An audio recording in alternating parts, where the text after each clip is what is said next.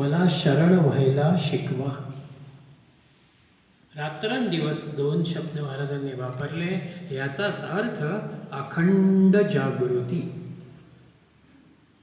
भागवताच्या दशमस्कंधामध्ये भगवंत ज्या वेळेला जन्माला येत होते त्यावेळेला त्या गर्भस्थ अवस्थेमधल्या भगवंताची स्तुती देवतांनी केलेली आहे.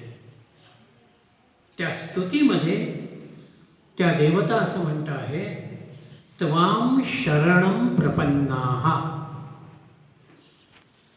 आम्ही आपल्याला शरण आलेलो आहोत. अशा सगळ्या देवता गर्भस्तुतीमध्ये भगवंताला म्हणतात. इथे 2 शब्द भागवतानं आम्हाला दिले. शरणं प्रपन्नाः.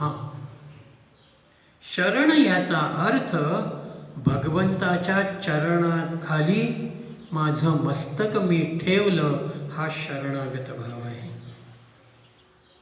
आणि प्रपन्नाः म्हणजे भगवंताचे चरण मी घट्ट धरलेले आहेत, मी त्याला आता सोडत नाही. ही जी शरणागत वृत्ती आहे, मी तुम्हाला शरण आहे, मला शरण व्हायला शिकवा, ही भावना आपण महाराजांना व्यक्त